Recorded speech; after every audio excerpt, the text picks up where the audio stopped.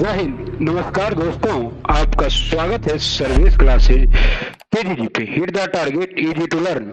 साथियों, जैसा कि आपके स्क्रीन पर दिख रहा है, बीपीएससी शिक्षक भर्ती एडुटेरिया एक अलग अंदाज में, कैसा अंदाज में साथियों? तो एकदम एक अलग अंदाज में, नया अंदाज में, धमाकेदार अंदाज में। ओके।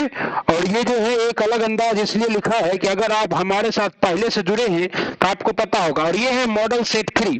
अभी तक मैंने मॉडल सेट 1 और 2 प्रोवाइड कर दिया और ये कक्षा 1 2 5 के लिए है। और कुल 15 सेट है जो कि बहुत जल्द आपको पूरा करवा दिया जाएगा। 14 सेट आपका प्रैक्टिस का है और एक सेट भाषा का है। पूरा आपको प्रोवाइड किया जाएगा आपके भाई सर्वेश सर के द्वारा। आपका भाई सर्वेश सर 2 बार बिहार दरोगा और 2 बार बीपीएससी शिक्षक भर्ती बीपीएससी एग्जाम क्वालिफाई है पीटी में। और उसके बाद जो है आपका अपना नारा भी है, शिक्षकता बने के बाद। तो शिक्षकता बने के बाद, और आप वीडियो में नए हैं तो जुड़ जाइए और पहले पूरा वीडियो देखिए। मजा ना आए, कहता है मजा ना आए तो फिर वीडियो को डिसलाइक कर दीजिएगा और चैनल को रिपोर्ट मार दीजिएगा। और हाँ साथियों, एक बात याद रखिए कि अगर इससे ज्यादा कोई भी चैनल डिस्कशन करा दे और इतना डीप डिस्कशन करा दे, या फिर इससे ज्यादा डिस्कशन आपको बुक में मिल जाए तो आप बुक से ही कर लीजिए। लेकिन अगर आपको इससे ज्यादा डिस्कशन बुक से नहीं मिले तो सारा का सारा मॉडल प्रैक्टिस सेट हमारे चैनल से कीजिए, सर्विस क्लासेस केजीजी से कीजिए। यकीन मानिए कि जब एग्जाम में यहां से क्या होगा, 20 से 25 प्रश्न आएंगे इस सभी सेटों से, या फिर 50 प्रश्न भी आ सकते हैं। तो आप क्या कीजिएगा, सभी प्रश्न की खोपड़ी में छेद कर दीजिएगा। क्या कीजिएगा, खोपड़ी में छेद कर दीजिएगा साथियों, खोपड़ी में छेद कर दीजिएगा। जैसे ये मैडम बता रही है, समान प्राथमिक गणित है, समान जागरूकता है, भारतीय राष्ट्रीय आंदोलन है, मानसिक क्षमता है, सामान्य विज्ञान है, सामाजिक विज्ञान है, भूगोल है और पर्यावरण, सबों का डिटेल समागम है और हर सेट आपको उपलब्ध है। साथ ही साथ एडुटेरिया का करंट अफेयर भी आपको कराया जा रहा है, क्योंकि आपको पता है कि बिहार के एग्जाम में करंट अफेयर से भी क्वेश्चन आएंगे। तो करंट अफेयर को भी डिटेल से कराया गया 6 to 10। और ऐसा डिस्कशन कोई और करा दे तो कमेंट बॉक्स में कमेंट करके मार दीजिए रिपोर्ट। और हाँ साथियों, ये देख लीजिए बीपीएससी शिक्षक भर्ती के लिए बिहार ऑल एग्जाम स्पेशल महत्वपूर्ण समान अध्ययन प्रश्न श्रृंखला 10 जो है आपको उपलब्ध है। शिक्षक तो बनना ही है सीरीज के तहत साथियों, आपके अपने भाई सर्वेश सर के द्वारा। ओके, आइए स्टार्ट करते आज का आपका पहला सवाल जो आपके स्क्रीन पर आ चुका है। हड़प्पा सभ्यता में जुटे हुए खेत के साक्ष्य। और इतना डिजिटल जो है यही मिलता है साथियों। हड़प्पा सभ्यता में जुटे हुए खेत के साक्ष्य कहां से? जब मैं आपको सेट नंबर 2 डिस्कशन करा रहा था तो उसी समय मैंने आपको डिटेल से बताया था कि हड़प्पा सभ्यता जो है ये कैसी सभ्यता है। तो ये कांस्य युगीन सभ्यता है। कैसी है? कांस्य युगीन सभ्यता है साथियों। और कांस्य युगीन सभ्यता और कांसा क्या है? तो कांसा जो है किसका मिश्रण है साथियों? तो बताए थे आपको, तांबा प्लस टीन का मिश्रण है। और इस सभ्यता की खोज जो है, इस सभ्यता की खोज किसने की थी? हड़प्पा के स्थल की खोज की थी दयाराम साहनी ने और राखाल दास बनर्जी ने मिलकर। और ये कब हुआ था? 1921 के में हुआ था। ठीक ना साथियों? और कहता है जुते हुए खेत के साक्ष्य कहां से मिले हैं? तो आपको क्या बताएं, जुते हुए खेत के साक्ष्य मिले हैं कालीबंगा से। और कालीबंगा किस नदी के किनारे स्थित था साथियों? तो ये घग्गर नदी के किनारे था स्थित। किस नदी के किनारे? घग्गर नदी के किनारे। और घग्गर नदी अभी कहां है? ये वर्तमान में राजस्थान में है। कहां है?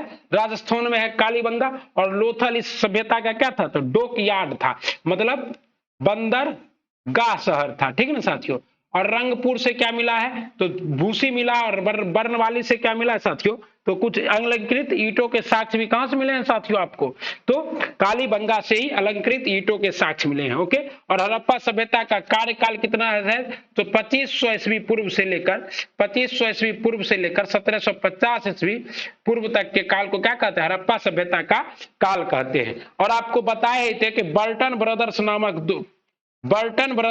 दो भाई थे जो कि लाहौर से जब कराची से जब लाहौर रेलवे लाइन बिछाई जा रही थी, उसी दौरान क्या हुआ कि उसे अवशेष मिलना शुरू हुआ और वो जॉन मेसोन के पास गया, जो कि और उसके बाद हड़प्पा की खोज में सबसे ज्यादा योगदान किसका है? तो जॉन मेसोन का है। अशोक द्वारा कलिंग का युद्ध किस वर्ष लड़ा गया? आपको पता है कि अशोक 269 ईस्वी पूर्व में अपने 99 भाइयों की हत्या कर क्या बना था साथियों? तो मगध का साम्राज्य बना था, सम्राट बना था।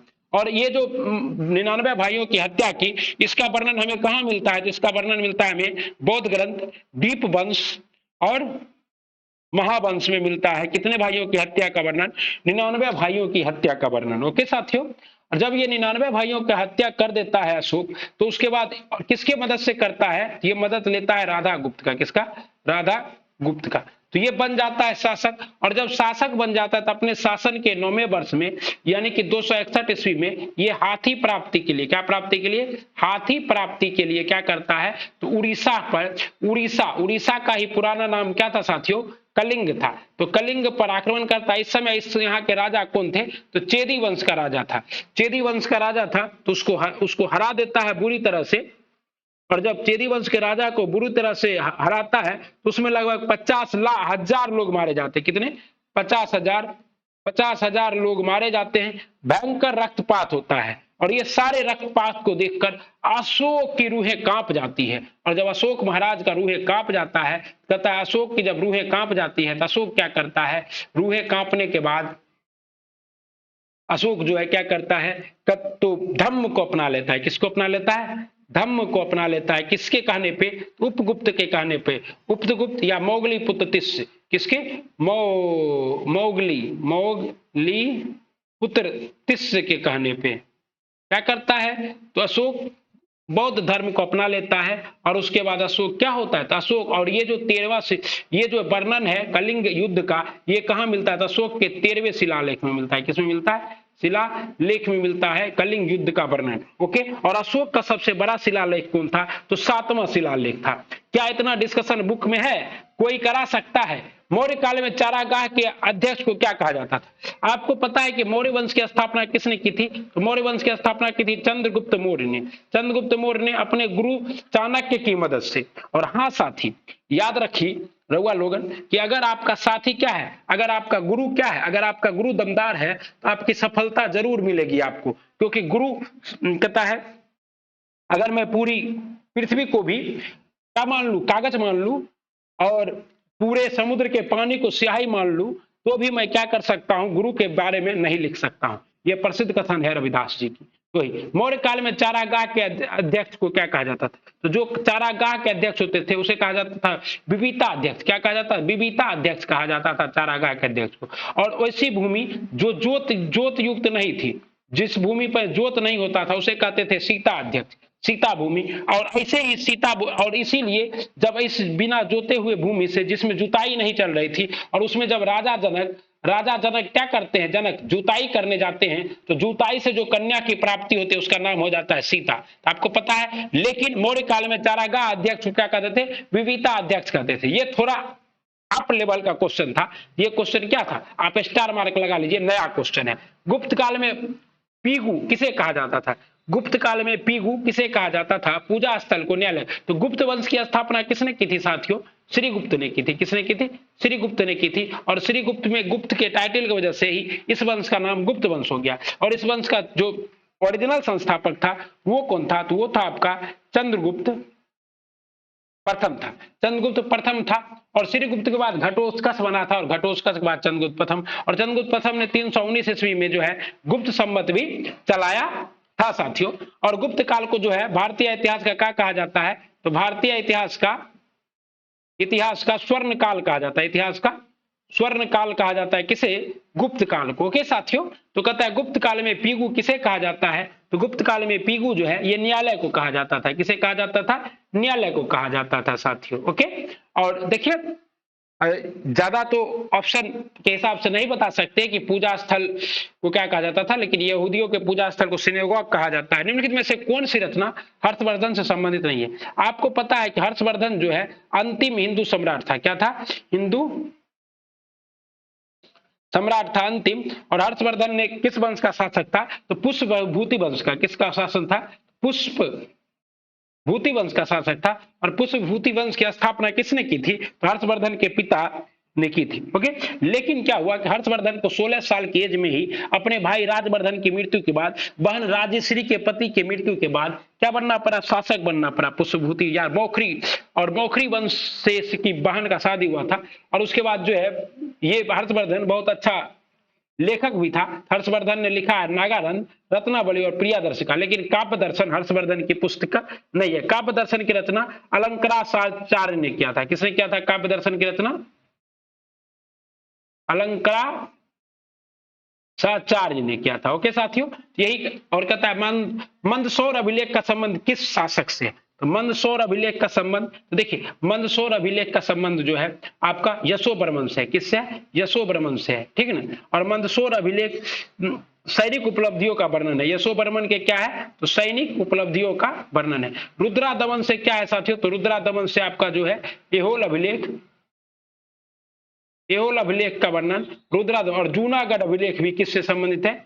जूनागढ़ अभिलेख का संबंध किससे है? जूनागढ़ अभिलेख का संबंध है रुद्रादमन से। और रुद्रादमन ने ही सुदर्शन झील के बारे में जूनागढ़ अभिलेख में लिखा है।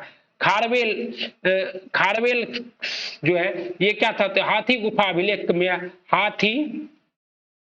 अभिलेख में खारवेल की चर्चा है। ये कलिंग का शासक था। और स्कंदगुप्त के बारे में एहोल अभिलेख में है। ओके, और यही एहोल अभिलेख में स्कंदगुप्त के बारे में जो चर्चा है तो ये संस्कृत का अभिलेख है, ठीक है ना। और सती प्रथा का पहला उल्लेख इसी एहोल अभिलेख में किया गया है, ठीक है ना साथियों। और जूनागढ़ अभिलेख जो है संस्कृत का सबसे बड़ा अभिलेख है, ठीक ना। तो ये सब आप याद रखिएगा। तो यकीन मानिए कि आप एग्जामिनेशन में जब जाइएगा तो क्वेश्चन की खोपड़ी में छेदन करके आइएगा साथियों। प्यारे बिहारी के भाइयों बहनों, जितने भी शिक्षक अभ्यर्थी हैं, क्या ऐसा डिस्कशन कोई दे सकता है और देता है? मोहम्मद गोरी को भारत में पहली बार किसने पराजित किया? देखिए मोहम्मद गोरी जो है ये गौर वंश का शासक था और क्या था? भारत पर आक्रमण करता था लूट के लिए, लेकिन लूटते लूटते इसे भारत के वैभव से प्यार हो गया और लास्ट में जब आक्रमण किया तो इसने किसे? कुतुबुद्दीन ऐबक को बोला कि तुम क्या करो, दिल्ली का शासक बन जाओ। लेकिन ये बना नहीं। ये क्या किया? अपने आप को इसका गुलाम ही मानता रहा और लाहौर में इसने क्या किया? लाखों रुपया दान कर दिया। इसलिए कुतुबुद्दीन ऐबक को लाख बख्श भी कहते हैं। लेकिन मोहम्मद गोरी जो है एक बार गया था गुजरात पर अभियान करने। जब गुजरात पर अभियान करने गया तो भीम द्वितीय ने मोहम्मद गोरी को बुरी तरह से हरा दिया था। और ये कब हराया था? तो 1175 ईस्वी में हराया था। तो मोहम्मद गोरी यहाँ से हारने के बाद जो है 1178 में क्या हुआ? भाग गया। और उसके बाद दोबारा जब आया तो गुजरात की तरफ नहीं जाके नीचे दिल्ली की ओर उतर गया, ठीक ना साथियों। दिल्ली सल्तनत में विद्रोहियों के प्रति दुर्बल नीति किस शासक ने अपनाई? तो दिल्ली सल्तनत में विद्रोहियों के प्रति दुर्बल नीति अपनाया गया था खिलजी वंश के संस्थापक जलालुद्दीन खिलजी के द्वारा। और खिलजी वंश का जो कार्यकाल था तो आपको बताया 1290 से लेकर 1320 ईस्वी तक का था। और सबसे कम समय तक दिल्ली सल्तनत पर शासन करने वाला कौन था आपका? तो यही खिलजी वंश था। और खिलजी वंश के संस्थापक कौन थे? तो जलालुद्दीन फिरोज खिलजी था। और खिलजी वंश में जलालुद्दीन फिरोज खिलजी के बाद इसी का दामाद, या कहिए दामाद भी कह सकते हैं या भतीजा भी कह सकते हैं, भतीजा और दामाद दोनों था, जो कि क्या बना था? जिसका नाम क्या था?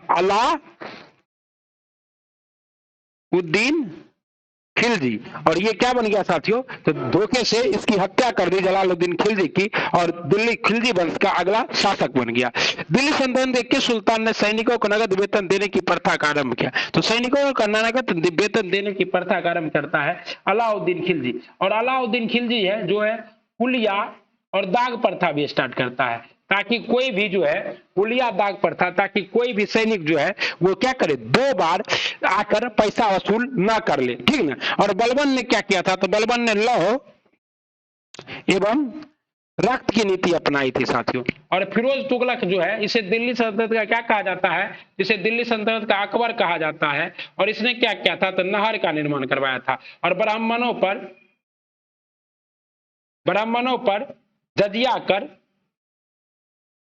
जजिया कर फिरोज तुगलक ने ही लगाया था। इल्तुतमिश को गुलामों का गुलाम कहा जाता है और दिल्ली सल्तनत का वास्तविक संस्थापक भी कहा जाता है। और अलाउद्दीन का शासन काल था 1296 से लेकर, अलाउद्दीन खिलजी का शासन काल अगर पूछा जाए तो 1296 से लेकर 1316 ईस्वी तक। मतलब खिलजी वंश का सबसे प्रतापी शासक ही था। और इसके बाद मुबारक शाह खिलजी शासक बनता है, लेकिन उसकी हत्या कर दी जाती है और तुगलक वंश का स्थापना।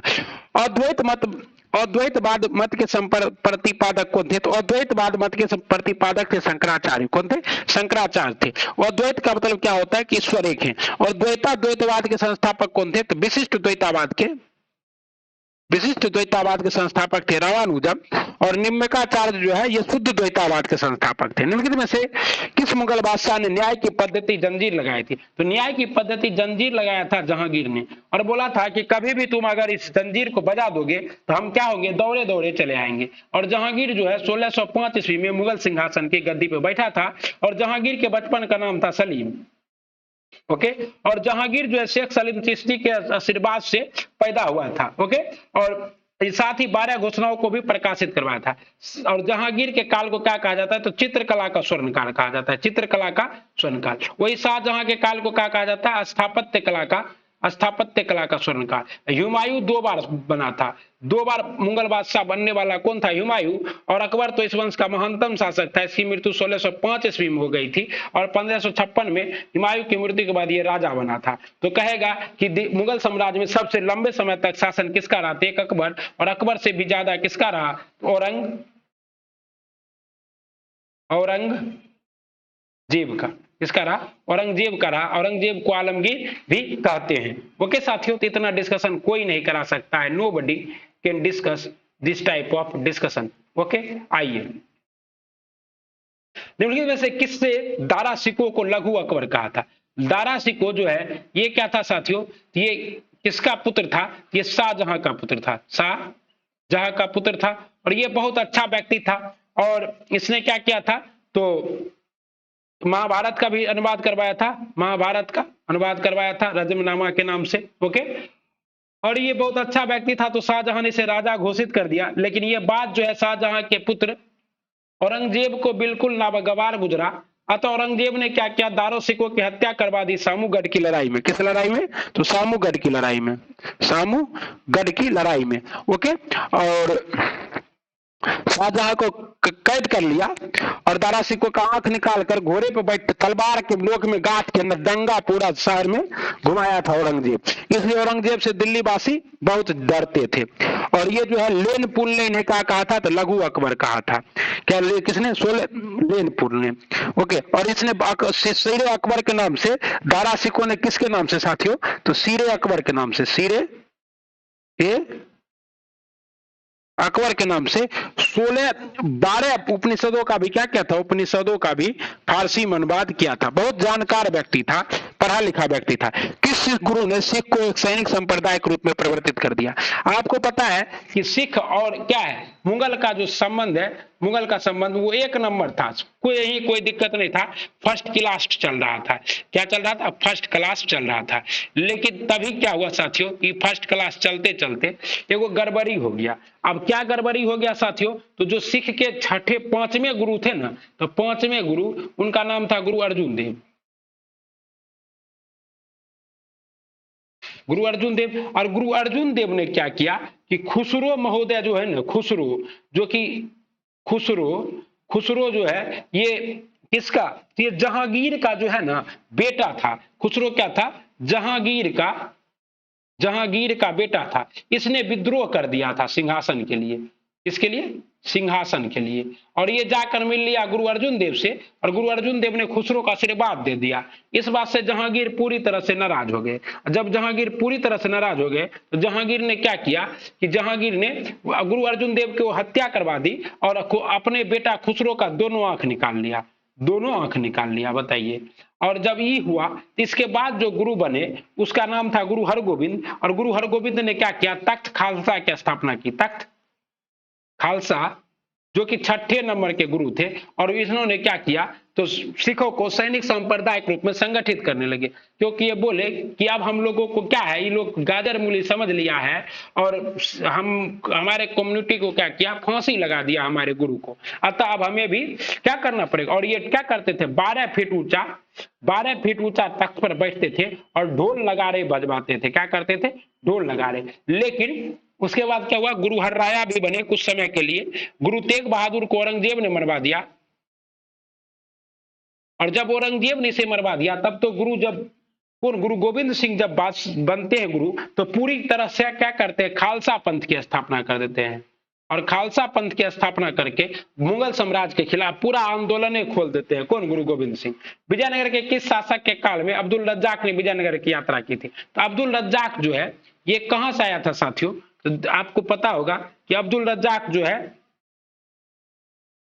फारस का यात्री था। कहाँ का? फारस का यात्री था। ओके, फारस जिसको अभी ईरान कहते हैं। और ये जो है कृष्णदेव राय द्वितीय के दरबार में, देवराय द्वितीय के दरबार में क्या हुआ था? आया था। कौन? अब्दुल रज्जाक। और कब आया था? तो 1443 ईस्वी में, 1443 ईस्वी में आया था। और आपको पता है निकोलो कांटी जो है, निकोलो कांटी, ये देवराय प्रथम के दरबार में आया था। और विजयनगर साम्राज्य का सबसे प्रतापी शासक कौन था? कृष्णदेव राय था, जिसके बारे में बाबर ने अपने पुस्तक बाबरनामा में भी लिखा है। कहता बांदीबास का युद्ध कब हुआ साथियों? तो बांदीबास का युद्ध हुआ था 1760 में। 1760 में हुआ। और बांदीबास का युद्ध निर्णायक युद्ध था।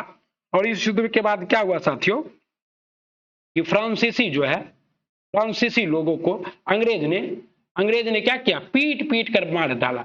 और जब अंग्रेज इसे पीटा, पूरा पीटा, तो आखिरकार क्या हुआ? फ्रांसीसियों को पांडिचेरी में ही सम्मिलित रह, मतलब समझ जाइए सीधा सीधा कि सेकेंड जो कर्नाटक युद्ध था उसमें फ्रांसीसी क्या थे? बाबा था। लेकिन कहता है हर कुत्ते का दिन आता है, बाप भी कभी क्या था? बेटा था। तो वही बात हो जाता है फ्रांसीसियों के साथ। और फ्रांसीसी डुप्ले को वापस बुला लेते हैं। और फिर अंग्रेज इसको हरा देता है। और हराने के बाद बेचारा सिर्फ पांडिचेरी में जाकर सिमट जाता है और पूरे क्षेत्र पर अंग्रेजों का आधिपत्य हो जाता है।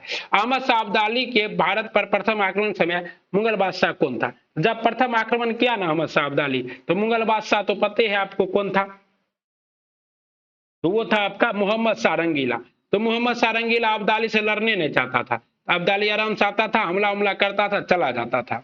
ओके। और लेकिन अब्दाली से पहले जो है, अब्दाली के गुरु जी थे, और जो ससुर था, ससुर जिसे कहा जाता है ईरान का नेपोलियन कहा जाता है, ईरान का नेपोलियन, उसका नाम क्या था साथियों? तो उसका नाम था नादिर शाह। क्या नाम था? नादिर शाह। ये जब आक्रमण किया था तो तख्ते ताउस और सब लूट के ले गया था। इसके बारे में डिटेल वीडियो है चैनल पर, आप लोग जाके एक बार खाली सर्विस क्लासेस के जी लिख के ये वाला लिखिएगा ना, क्या चीज, नादिर शाह की कहानी, तो आ जाएगा। हम लोग ऐसा छोटा मोटा कहानी जो है ना, हमको कहने में मजा आता है, हम आप वीडियो बनाते रहते हैं। तो लूट के ले गया ना, तो इसके बाद जो शासक बना जो था ना, उसको बर्तन बेचना पड़ा था। उसका नाम था अहमद शाह। क्या नाम था? अहमद शाह नाम था। तो मोहम्मद शाह रंगीला था। और इसका नाम रंगीला क्यों पड़ा? रंगीला इसलिए पड़ा कि बेचारा ज्यादातर हरम में रहता था, इसको हिजरा की साथ क्या थी? ज्यादा पसंद था। ओके साथियों। और शाह आलम द्वितीय जो है, ये तो बक्सर के युद्ध के समय मुगल बादशाह था। और बकलौलवा ये क्या था? बाद में इसको भी अंधा कर दिया था इसके बॉडीगार्ड ने। पलासी का युद्ध कब हुआ? तो 1757 में हुआ। और ये पलासी के युद्ध में कौन हारा था? तो 23 साल का एक व्यक्ति था जिसका नाम था सिराज उद्दौला। और सिराज उद्दौला हारा नहीं था, बल्कि इसका जो सेनापति था उसका नाम था मीर जाफर। और मीर जाफर को कहा जाता है लॉर्ड क्लाइव का सियार। और यही साला क्या किया मीर जाफर, हमको तो बहुत गाली आ रहा है मीर जाफर पर, लेकिन अब वीडियो ये में तो नहीं देंगे, ऑफलाइन में रहते तो गरियाद ये रहते। तो ये जो मीर जाफर है ना, ये पूरा गद्दारी कर दिया और 1.5 घंटा में अपने महाराज सिराजुद्दौला को मरवा दिया अपने बेटे मीरान के द्वारा। और खुद बन गया क्या चीज साथियों? तो बंगाल का नवाब। मतलब कहता ना है बाप तुम्हारा चद्दर में है और बेटा जो है खद्दर में है, वही हाल हो गया एकदम। ये क्या हुआ? मीर जाफर पूरा एकदम बादशाह बनना चाहता था, बन भी गया। लेकिन बेचारा जब क्लाइव इसको रस्सी में जैसे नहीं नाथता है, और नाथ के जब घींचिएगा तो पूरा गए, तो इसी तरह जब इसको महना शुरू किया तो बेचारा हग दिया। और फिर सोचा डच की मदद लेकर जीत ले बेदरा के लिए। लेकिन डच भी जब 1759 में बेदरा के युद्ध में पूरी तरह हार गया, तो बेचारा के पास कुछ नहीं बचा।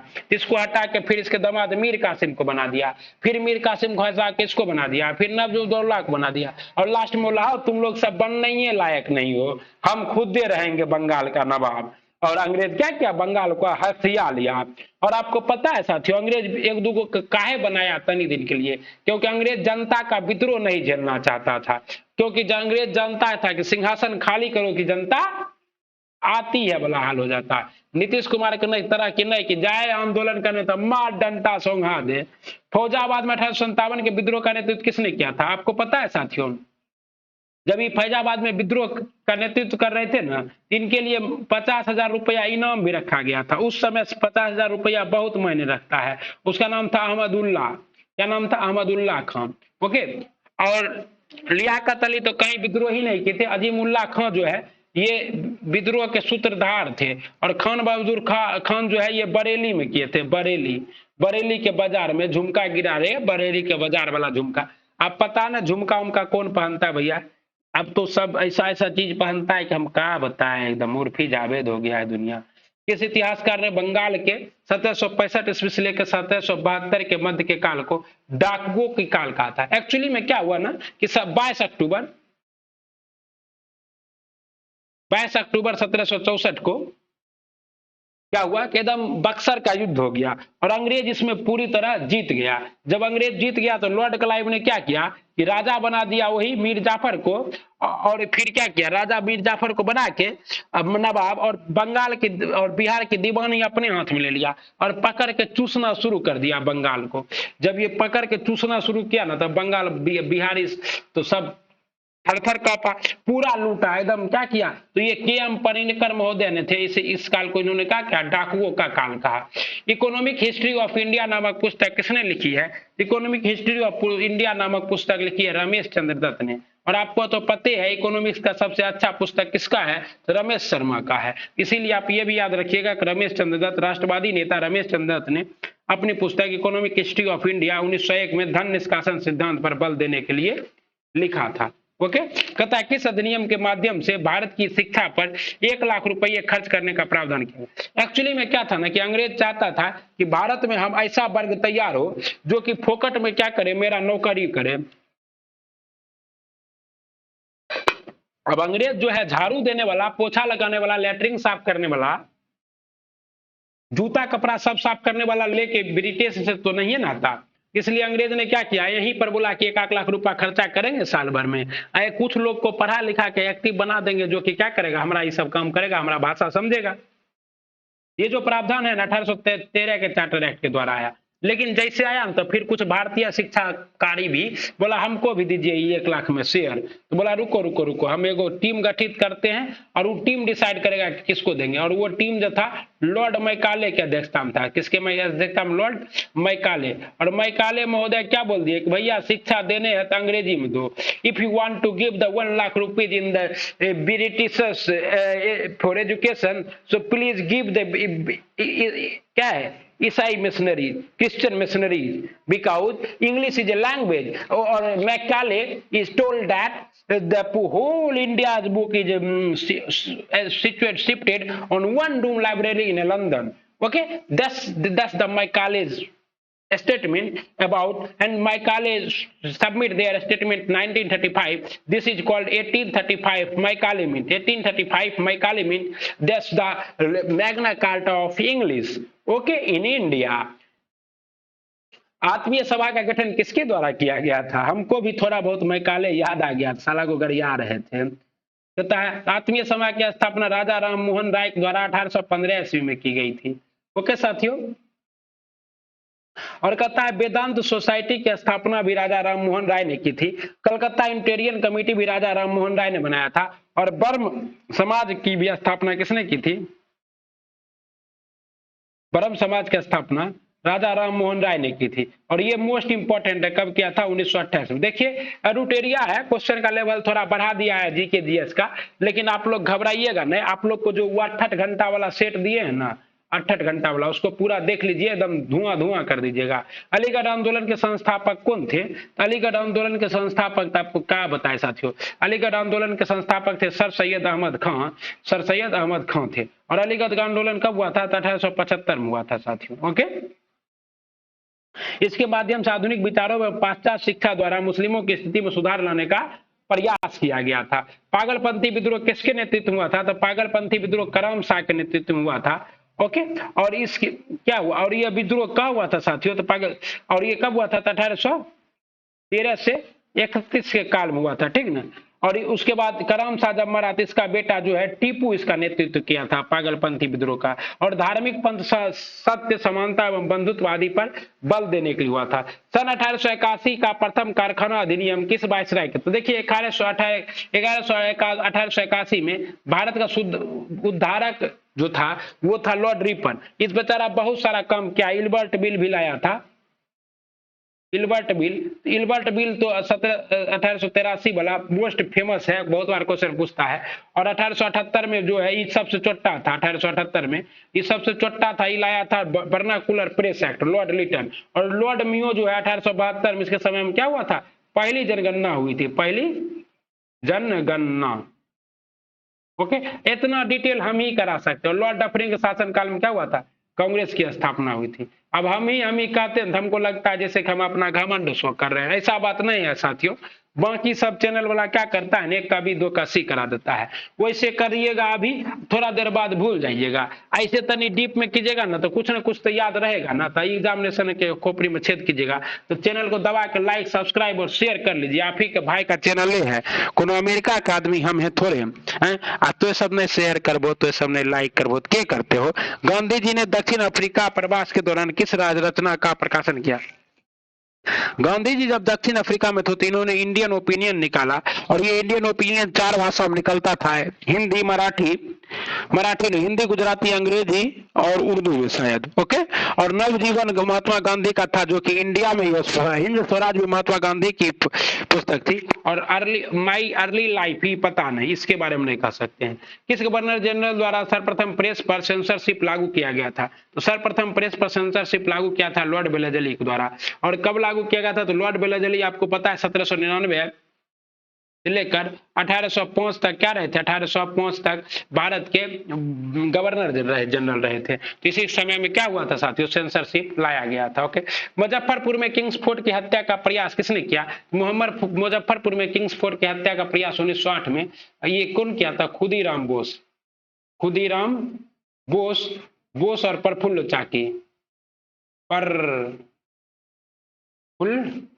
चाकी ने किया था। जब इसको पता चला कि हम जिसको मारने गए थे किंग्सफोर्ड को, वो नहीं मरा, कोई और मर गया थी, तो आत्महत्या कर लिया प्रफुल्ल चाकी। लेकिन खुदीराम बोस को समस्तीपुर के पूसा रेलवे स्टेशन से पकड़ लिया गया, अभी उसका नाम भी है खुदीराम रेलवे स्टेशन। और इनको फांसी पर चढ़ा दिया गया मुजफ्फरपुर में, ठीक ना। और फांसी पर चढ़ते वक्त हाथ में गीता लेकर चढ़े थे। खुदीराम बोस पर भी पूरा डिटेल वीडियो आपको हमारे चैनल पर मिल जाएगा। इनमें से किसने दिल्ली में स्वदेशी आंदोलन का नेतृत्व किया था, तो दिल्ली में स्वदेशी आंदोलन का नेतृत्व किया था सैयद हैदर रजा ने। इसने सैयद हैदर रजा ने दिल्ली में क्या किया था, तो स्वदेशी आंदोलन का नेतृत्व किया था। किस उदारवादी नेता को दी ग्रैंड ओल्ड मैन के नाम से जाना जाता है, तो दी ग्रैंड ओल्ड मैन के नाम से जाना जाता है दादा भाई नेहरू जी को। दादा भाई नेहरू जी जो थे, भारत के वयोवृद्ध पुरुष के नाम से भी जाना जाता है। 1892 में ये पहले व्यक्ति थे जो लंदन काउंसिल में भारतीय थे जो चुने गए थे। इनमें से किस घटना के बाद सबसे बाद में, तो असहयोग आंदोलन कब हुआ, 1920 में हुआ। स्वराज पार्टी का गठन 1927 में हुआ। चंपारण सत्याग्रह 1917 में हुआ। खेरा आंदोलन 1928 में हुआ। अब बताइए सबसे लास्ट में क्या हुआ है, तो सबसे लास्ट में क्या हुआ साथियों, खेरा आंदोलन 1918 में हुआ। सबसे लास्ट में क्या हुआ, स्वराज पार्टी का गठन। स्वराज पार्टी का गठन कौन किए थे, तो मोतीलाल नेहरू और चित्तरंजन दास ने किया था। मोतीलाल नेहरू क्या बने थे, चित्तरंजन दास अध्यक्ष था और मोतीलाल। जलियांवाला बाग हत्याकांड के विरोध में निम्न में से किसने अपनी सर की उपाधि त्याग दी। जलियांवाला बाग हत्याकांड के विरोध में रविंद्रनाथ टैगोर ने, और सर का उपाधि किसको मिल सकता था, ये बेचारा को तो क्या हुआ था 1813 में, 1913 में साथियों नोबेल पुरस्कार मिला था, नोबेल पुरस्कार। इनके पुस्तक किसके लिए, गीतांजलि के लिए। और जब गीतांजलि के लिए इसको मिला तो इसलिए बेचारा को सर की उपाधि दे दिया ब्रिटिश। लेकिन जब जलियांवाला बाग हत्याकांड हुआ तो इन्होंने सर की उपाधि त्याग दी। और महात्मा गांधी ने किसकी उपाधि त्याग दी थी, केसर हिंद की उपाधि त्याग दी थी। राजेंद्र प्रसाद जी को कोई उपाधि था नहीं, और जवाहरलाल नेहरू को भी कोई उपाधि था नहीं। राजेंद्र प्रसाद तो देश रत्न डॉक्टर किसने कहा था, तो महात्मा गांधी ने। कहता महात्मा गांधी द्वारा चलाया गया प्रथम जन आंदोलन कौन था, तो महात्मा गांधी द्वारा चलाया गया प्रथम जन आंदोलन था चंपारण सत्याग्रह। कौन था, चंपारण सत्याग्रह था। ओके साथियों, और चंपारण सत्याग्रह चंपारण की धरती पर चलाया गया था। और चंपारण की धरती पर कब, 1917 में भितरवा गांव के व्यक्ति, हरबा गांव के व्यक्ति जो थे राजकुमार शुक्ल के कहने पर गांधी क्या हुआ था, भारत आया था। और 3/20 भाग पर जो नील की खेती करना पड़ता था उसके विरोध में जमकर आंदोलन चलाए थे, ठीक न। लेकिन अगर आपसे पूछ दे ये तो जन आंदोलन था, लेकिन कह दे ऐसा आंदोलन जिसमें महिला पुरुष सब बढ़ चढ़ कर भाग लिया था, तो वो हो जाएगा आपका असहयोग आंदोलन। तो यहाँ पे सही जवाब क्या हो जाएगा, जन आंदोलन का मतलब हमको लगता है वही बड़ा आंदोलन। तो सबसे बड़ा आंदोलन तो गांधी जी का कौन था साथियों, तो सबसे बड़ा आंदोलन था आपका वही, सबसे बड़ा आंदोलन क्या था आपका, वही असहयोग आंदोलन था। ओके, कहता है निम्नलिखित में से किसके सुझाव पर भारतीयों को साइमन कमीशन से बाहर रखा गया था।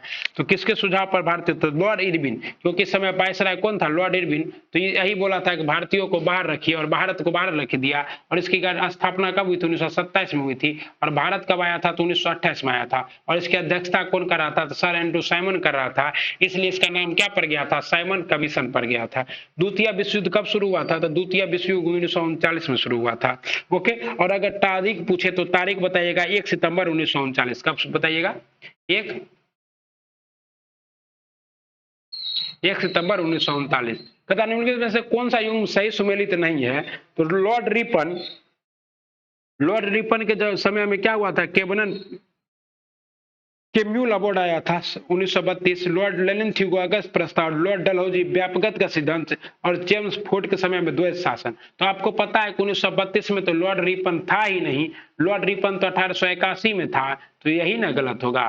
कहता है कौन सुमेलित नहीं है, तो लॉर्ड रिपन वाला सुमेलित नहीं है, क्योंकि लॉर्ड रिपन के लॉर्ड वेलिंगटन के समय में आया था 1931 से 36 में। कौन था, 1931 से 36 में था लॉर्ड वेलिंगटन, और इसी के समय में आया था साथियों कम्युनल अवार्ड 1932। ओके, बाकी लेनिन थ्यूगो के समय में अगस्त प्रस्ताव आया था, डलहौजी के समय में व्यापकता का सिद्धांत आया था, और जेम्स फोर्ड के समय में द्वैध शासन। झंडा गीत निम्नलिखित में से किसके द्वारा लिखा गया था, तो झंडा गीत कौन सा है, तो विजय विश्व तिरंगा प्यारा झंडा ऊंचा रहे हमारा, केसरिया बल बरसाने वाला श्वेत। ये किसके द्वारा लिखा गया था साथियों, तो ये लिखा गया था आपको श्यामलाल प्रसाद के द्वारा, श्यामलाल प्रसाद के द्वारा विजय विश्व तिरंगा प्यारा। और राष्ट्रगान किसके द्वारा लिखा गया है, तो रविंद्रनाथ टैगोर के द्वारा। और राष्ट्रगीत बंकिम, और महिला आंचल, भारत माँ का महिला आंचल किसके द्वारा लिखा गया, तो मैथिली शरण गुप्त के द्वारा। इनमें से कौन सी कोविड-19 वैक्सीन डीएनए आधारित वैक्सीन है, तो डीएनए आधारित वैक्सीन अभी तुरंत बना है, जिसका नाम है जाइकोव डी। क्या नाम रखा गया है, जाइकोव डी। और ये जो जाइकोव डी वैक्सीन है, ये जेडस कैंडेला द्वारा बनाया गया। किसके द्वारा बनाया गया साथियों, तो जायडस कैंडेला, जायडस। ओके, कौन सा संगठन ऑपरेशन ग्रीन को कार्यान्वित करता है, तो ऑपरेशन ग्रीन को जो कार्यान्वित करता है वो सब का संगठन है। ऑपरेशन ग्रीन योजना के बाद NAFED कौन है, NAFED ऑपरेशन ग्रीन को क्रियान्वित करता है। और इस ऑपरेशन में टमाटर, प्याज तथा आलू के अतिरिक्त जल्द नष्ट होने वाले 22 और भी किस्म के उत्पाद शामिल किए जाते हैं। ओके, कहता आर्थिक सर्वेक्षण किसके द्वारा प्रकाशित किया जाता है, तो आर्थिक सर्वेक्षण वित्त मंत्रालय द्वारा प्रकाशित किया जाता है। और वित्त मंत्रालय, ये सब आर्थिक सर्वेक्षण जो आर्टिकल किसके द्वारा आता है, तो 110 से स्टार्ट होता है वित्त विधेयक, वित्त विधेयक किसमें है, वित्त विधेयक आर्टिकल 110 में है साथियों। ओके, धन विधेयक की चर्चा। सर्व शिक्षा अभियान का उद्देश्य किस आयु के बच्चे को स्कूल में, इस बच्चे में आयु के बच्चों में शिक्षा को प्रोत्साहित करना। सर्व शिक्षा अभियान 6 से 14 वर्ष के लिए है। और ये साथियों किस में है, ये 86वां संविधान संशोधन, 86 में संविधान संशोधन, 86वां संविधान संशोधन किसके द्वारा साथियों, 86वां संविधान संशोधन 2001 के द्वारा। वह उद्योग जो खनिजों का उपयोग कच्चे माल के तौर पर करते हैं कहलाते हैं। वह जो खनिजों का उपयोग कच्चे माल के तौर पर करते हैं वो क्या कहलाते हैं, तो खनिज आधारित उद्योग कहलाते हैं। ओके साथियों, निम्नलिखित कंद फसलों में से किसे गरीब का मित्र कहा जाता है, तो गरीब का मित्र किसे कहा जाता है, आलू को। कहता है जिसको कुछ नहीं पुरता है भैया वो आलू रोटी खा लेता है। और हमारे लालू यादव कहते हैं कि जब तक रहेगा समोसे में आलू तब तक बिहार में रहेगा लालू का राज चालू। ओके साथियों, अगला है भारतीय मौसम विज्ञान संस्थान कहाँ स्थित है, भारतीय मौसम विज्ञान संस्थान नई दिल्ली में स्थित है। ओके, उसके बाद आपसे पूछेगा कि प्लाज्मा अनुसंधान संस्थान कहाँ स्थित है? तो गांधीनगर में क्या है आपका? प्लाज्मा अनुसंधान संस्थान स्थित है। कि प्लाज्मा कहाँ स्थित है? प्लाज्मा प्लाज्मा अनुसंधान संस्थान गांधीनगर में स्थित है। ओके। केंद्रीय कांच तथा मृतिका अनुसंधान संस्थान Kolkata, central for DNA fingerprint and analysis, Hyderabad में किया है। तो डीएनए आधारित जो जांच होता है वो सब कहाँ है? हैदराबाद में। लेकिन आपको पता है कि बिहार के मुजफ्फरपुर और भागलपुर में ये विकसित हो रहा है। दक्षिण एशियाई क्षेत्रीय सहयोग संघ सार्क का स्थापना कब हुआ था? तो सार्क का स्थापना 1985 में हुआ था, लेकिन सार्क अभी क्या है? ठंडे बस्तों में चला गया है। सार्क में कुल कितने देश हैं? 8 देश हैं, भारत, पाकिस्तान, अफगानिस्तान, नेपाल, भूटान, बांग्लादेश, मालदीव। ओके। कहता है निम्न में से कौन सही सुमेलित नहीं है? मैकमोहन रेखा तो भारत और चीन के बीच में सही है। कब बना था? 1814 में खींचा गया था। ठीक ना साथियों। मेरन हिम रेखा, मेरन हिम रेखा रूस और फ्रांस फिनलैंड के बीच में सही है। हिडन वेल रेखा जर्मनी और पोलैंड के बीच में सही है। लेकिन कहता है मैग्नी नोट रेखा, तो अभी तो गलत होने पड़ेगा। मैग्नी नोट रेखा फ्रांस और स्पेन के बीच में नहीं, मैग्नी नोट रेखा फ्रांस और स्पेन के बीच नहीं है। मैग्नी नोट रेखा जर्मनी और फ्रांस के बीच में है। किसके बीच में? जर्मनी और फ्रांस के बीच में है। वो एक और याद रखिएगा, 38वीं समांतर रेखा जो कि साउथ कोरिया और नॉर्थ कोरिया के बीच में है। 49वीं समांतर रेखा भी याद करिएगा जो कि अमेरिका और कनाडा के बीच में है। ठीक ना। और डुरंड रेखा भी याद कीजिएगा जो भारत और अफगानिस्तान के बीच में, या यूं कहें अभी पाकिस्तान अधिकृत कश्मीर और अफगानिस्तान के बीच में है। इंदिरा गांधी परमाणु अनुसंधान केंद्र कहाँ स्थित है? इंदिरा गांधी परमाणु अनुसंधान केंद्र स्थित है तमिलनाडु में। ओके। इसे क्या कहते हैं? IGCAR कहते हैं। 1971 में स्थापित इस केंद्र में स्थित फर्स्ट बीडर टेस्ट रिएक्टर विश्व में अपना तरह का पहला रिएक्टर है जो प्लूटोनियम यूरेनियम मिश्रित कार्बाइड ईंधन का इस्तेमाल करता है। अंडमान और निकोबार द्वीप समूह के कितने द्वीपों का नाम परमवीर चक्र विजेताओं के नाम पर रखा गया है? 21 द्वीपों का नाम। कितने द्वीपों का नाम? 21 द्वीपों का नाम परमवीर चक्र विजेता द्वीपों के नाम पर रखा गया है। और 23 जनवरी 2023 को नेताजी सुभाष चंद्र बोस की जयंती पर क्या मनाया जाता है साथियों? तो पराक्रम दिवस मनाया जाता है। क्या मनाया जाता है? पराक्रम दिवस। और इसी दिवस के दिन ये घोषणा किया गया कब? 23 जनवरी को। क्योंकि 23 जनवरी को आपको पता है सुभाष चंद्र बोस की जन्म हुआ था। कहां? कटक में 1904 में। दुनिया की पहली तरल हाइड्रोजन संचालित नौका का नाम क्या है? तो दुनिया की पहली तरल हाइड्रोजन संचालित नौका का नाम है MF हाइड्रा। क्या नाम है? MF hydra. ये मोस्ट इंपॉर्टेंट है। कहता है भारतीय अंतरिक्ष अनुसंधान संगठन इसरो ने अपने 12 वर्ष पुराने उपग्रह मेघा टॉपिक्स को किस महासागर में गिराया है? तो मेघा टॉपिक्स को किस महासागर में गिराया है? प्रशांत महासागर में। ओके। कहता है सतवनी रूबिका किस देश के नए प्रधानमंत्री बने हैं? तो सतवनी रूबिका जो है फिजी की बनी है। और आपको पता है कि भारत इस बार क्या है? अंतरराष्ट्रीय हिंदी दिवस कहां मनाया है? फिजी में मनाया है। ठीक है ना साथियों। ओके। कहता है ऑस्ट्रेलियन ओपन 2023 के खिताब को जीते हैं तो नोवाक जोकोविच, और फ्रेंच ओपन का भी यही जीत लिए हैं नोवाक जोकोविच। ओके। याद दोस्तों, तो याद रखिएगा। तथा उपविजेता स्टेफानोस सियातोस के हैं। कहता है हाल ही में किस भारतीय संस्थान ने कृत्रिम हृदय तैयार करने में सफलता पाई है? IIT कानपुर ने। किसने? IIT कानपुर ने। और IIT मद्रास ने क्या किया था? IIT मद्रास रैंक 1 लाया है। क्या लाया है? रैंक 1। ओके। कहता है किस वर्ष तक भारत ऊर्जा स्वतंत्रता प्राप्त करने का लक्ष्य निर्धारित किया है? भारत ने ऊर्जा स्वतंत्रता प्राप्त करने का लक्ष्य निर्धारित किया है 2047 तक। सॉरी साथियों। और कार्बन न्यूट्रल कब बनेगा? कार्बन न्यूट्रल कब बनेगा? तो ये बनेगा 2070 तक। ठीक ना साथियों। आइए अगला भी देखते हैं। मृदु उत्तक एक प्रकार का उत्तक है। तो मृदु उत्तक एक प्रकार का कैसा उत्तक है? सरल उत्तक है। कैसा उत्तक है? सरल उत्तक है। और आपको पता है पादप में 2 तरह के उत्तक होते हैं, विभोज उत्तक और अस्थायी उत्तक। और अस्थायी उत्तक 2 प्रकार के होते हैं, सरल उत्तक और जटिल उत्तक। तो यही मृदु उत्तक कैसा उत्तक है? सरल उत्तक। तो उत्तक पादप के उत्तक कितने प्रकार के? 2 प्रकार के होते हैं। एक क्या होता है आपका? विभोज उत्तक, और दूसरा क्या होता है? जटिल उत्तक। और जटिल उत्तक जो है ये तो एक टाइप है, और इसी में एक क्या होता है? तो मृदु उत्तक टाइप होता है। ओके। ये मृदु उत्तक। निम्न कथनों पर विचार करें। कवक में क्लोरोफिल का अभाव होता है। सही है। कवक में क्लोरोफिल का क्या होता है? अभाव होता है। मशरूम बायोफाइटा के अंतर्गत आता है, जो कि गड़बड़ है। मशरूम फंजाई जगत का पौधा है। किस जगत का पौधा है?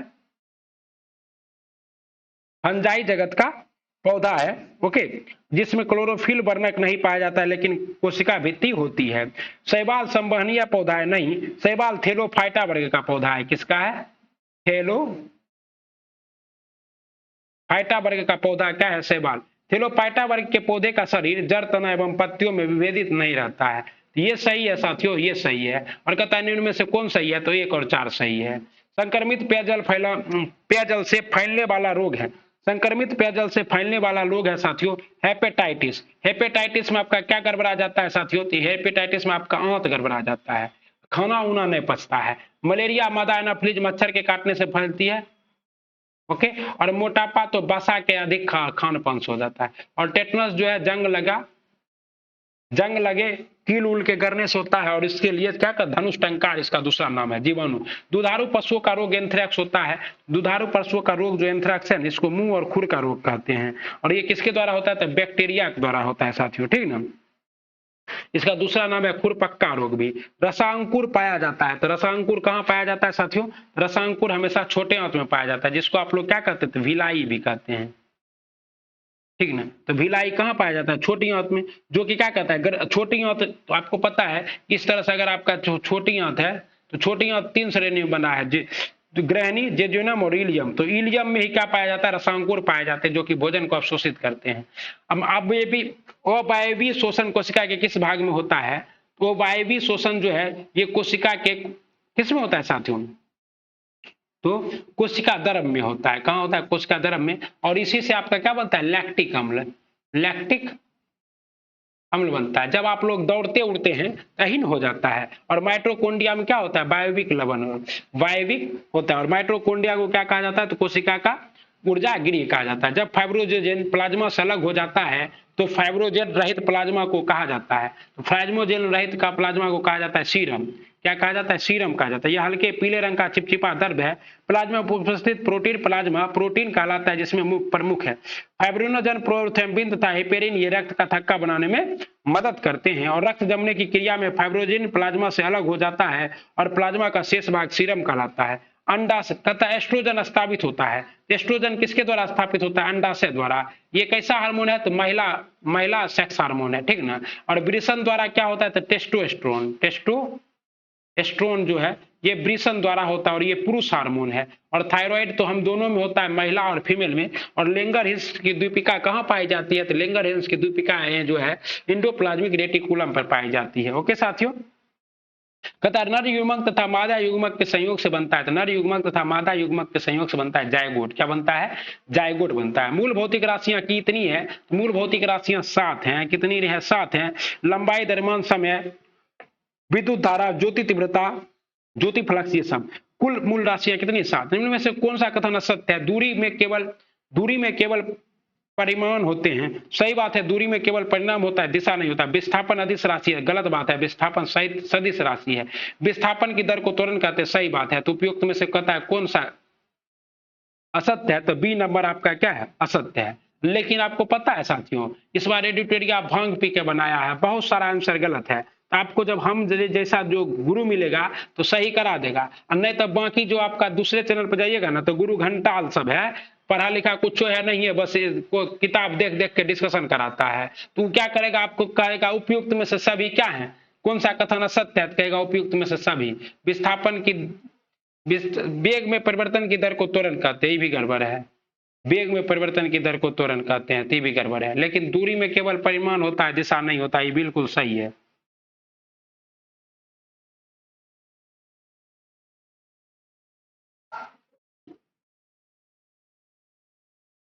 और विस्थापन की दर को क्या कहते? तो वेग कहते। तो ई एक और सी गलत है, ए एंड सी गलत है, लेकिन बी क्या है? सॉरी बी एंड सी गलत है, लेकिन ए पूरी तरह से सत्य है। इसलिए यहाँ ऑप्शन हम करा दिए डिटेल से, लेकिन आपको दूसरा चैनल पर ऐसा डिटेल नहीं मिलेगा। यदि किसी वस्तु में बल लगने से उसमें कोई त्वरण उत्पन्न नहीं होता है तो वह बल कहलाता है। तो वह बल क्या कहलाता है साथियों? संतुलित बल कहलाता है। देखिए थोड़ा सा यहाँ पर हम छोटा कर रहे हैं क्योंकि हमें लगता है कि ये जो पेज है ना, ये क्लियर नहीं आया है। अधिक कोई वस्तु किसी द्रव में डूब जाती है तो इनमें से कौन सा कथन सत्य है?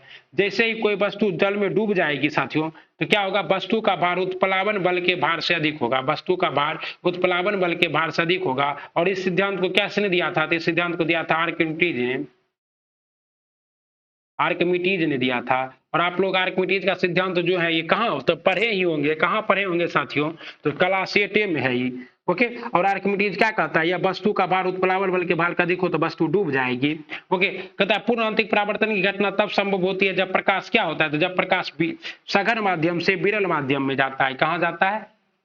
सघन टू विरल, मतलब डेंसर टू रेयर मीडियम में जाता है, तभी पूर्णांतरिक परावर्तन होती है। और पूर्णांतरिक परावर्तन की वजह से आपको क्या होता है साथियों? तो मृग मरीचिकाएं देखने को मिलती है। ओके साथियों, श्वेत प्रकाश जब एक प्रिज्म से होकर गुजरती है तो वर्ण सबसे निचले क्रम, जो श्वेत प्रकाश एक प्रिज्म से होकर गुजरेगी तो 7 वर्णों में क्या हो जाएगी? विभक्त हो जाएगी। यहाँ तो 7 रंग है हमारे पास, तो कर देते लेकिन समय बहुत लग जाएगा। तो सबसे कम विचलित होने वाला रंग कौन है? तो सबसे कम कौन विचलित होगा? जिसका तरंग दैर्घ्य अधिक होगा। और सबसे कम विचलित होने वाला रंग है लाल। और सबसे अधिक विचलित कौन होगा? अधिक होगा बैगनी। ओके, कहता है चालक की लंबाई बढ़ने पर प्रतिरोध में क्या प्रभाव पड़ेगा? जैसे जैसे चालक की लंबाई बढ़ेगा प्रतिरोध भी बढ़ेगा, क्योंकि आपको पता है कि रेसिस्टेंस समानुपाती होता है किसके? एल के। समानुपाती होता है किसके? एल के। मतलब प्रतिरोध जो है ये किसके समानुपाती होता है? तो लेंथ के। बॉयल्स तथा चार्ल्स के नियम को सम्मिलित रूप से क्या कहते हैं? बॉयल्स तथा चार्ल्स के नियम को सम्मिलित रूप से कहते हैं गैस समीकरण। क्या कहते हैं? गैस समीकरण कहते हैं। बॉयल्स तथा चार्ल्स के नियम, यह समीकरण जो कि पीवी बराबर एनआरटी होता है। पीवी बराबर क्या होता है? पीवी बराबर एनआरटी होता है, ठीक ना? इसी को आप लोग पढ़े होंगे। और बॉयल्स के नियम में ताप स्थिर रहता है और चार्ल्स के नियम में दाब स्थिर रहता है। समुद्र के जल से नमक को किस विधि द्वारा निकाला जाता है? तो समुद्र के जल से नमक को बाष्पीकरण विधि द्वारा निकाला जाता है। ओके साथियों, आप लोग तो जानबे करते हैं सब, हम ये बताएं तो अच्छी बात तो है नहीं। और ध्रुवापातन किसे कहते हैं? जो सीधे ठोस से सीधा क्या बन जाए? जो सीधे ठोस से गैस में परिवर्तित हो जाता है उसे ऊर्ध्वापातित पदार्थ कहते हैं। एक्वा में हाइड्रोक्लोरिक अम्ल तथा नाइट्रिक अम्ल का अनुपात कितना होता है? 1:3 होता है। कितना होता है? 1:3 होता है। इंपॉर्टेंट क्वेश्चन है। इसमें सोना क्या होता है? सोना गल जाता है। आप लोग गांव घर में जब रहते होंगे तो देखते होंगे कि कोई आता होगा, कहता होगा माता जी, बहन जी, अपना सोना साफ करवाइए, गंदा चांदी साफ करिए, साला इसी में डुबा देता है। और जब डुबा देता है ना तो आपका गल जाएगा, और गल जाएगा तो लेके जाएगा और वहां निकाल के बेचेगा। आपको लगेगा 10 रुपया में साफ कर रहा है, आपका वजन ही घटा दिया ना। विद्युत का सुचालक का धातु है, तो विद्युत का सुचालक का धातु क्या है साथियों? तो एक बात विद्युत का सुचालक धातु है ग्रेफाइट, जो कि कार्बन का क्या है? अपरूप है। एक द्रव धातु क्या है? तो एक द्रव धातु है ब्रोमीन। और एक द्रव धातु क्या है? तो धातु है आपका पारा। ओके, और लिथियम सबसे हल्का क्या है? धातु है। और हाइड्रोजन सबसे हल्का है, तत्व है। पिंच ब्लेड किस धातु का अयस्क है? तो पिंच ब्लेड यूरेनियम का अयस्क है। ओके, और थोरियम का भी अयस्क है। थोड़ा बहुत इसमें थोरियम भी मिल जाता है, लेकिन हम लोग थोरियम के लिए याद नहीं रखेंगे, ठीक ना। और यूरेनियम के अन्य अयस्क का नाम कार्नेटाइट भी है। लेड का अयस्क क्या है? तो गलेना किसका अयस्क है? गलेना लेड का अयस्क है, ठीक ना। और थोरियम का अयस्क है मोनाजाइट, ठीक ना। सिनेबार किसका अयस्क है? तो सिनेबार अयस्क है मरकरी का। लीजिए आप, हम ज्यादा डिटेल इसलिए नहीं करा रहे हैं कि वीडियो बहुत लंबा होते जा रहा है। रेडियो सक्रियता की खोज किसने की? रेडियो सक्रियता की खोज की थी हेनरी बेकरेल ने।